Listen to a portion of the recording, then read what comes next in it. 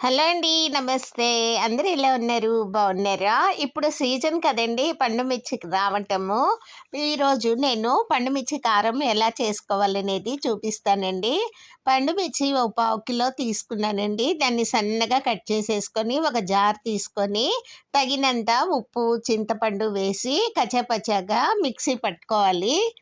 Mixie పట్టుకున్న తర్వాత దాన్ని దానిలో కొద్దిగా మెంతిపిండి కూడా వేసుకోవాలండి. మెంతిపిండి వేసేసుకున్నాను. మళ్ళీ ఒకసారి మిక్సీ పట్టుకొని పక్కకు పెట్టుకున్నానండి. తర్వాత ఒక బాండీ తీసుకొని తగినంత ఆయిల్ వేసి, నేను ఇంకా ఏమీ వేయలేదండి. ఆవాలు, ఇంగువ వేసాను. పోపు కాగింది, నూనె కాగింది, పోపు వేగింది. తర్వాత ఈ పండుమిర్చి అంతా అందులో కలిపేసుకున్నాను. వేడివేడి అన్నంలో ఈ పండుమిర్చి కారము కలుపుకొని తింటే సూపర్ టేస్టీగా ఉంటుందండి.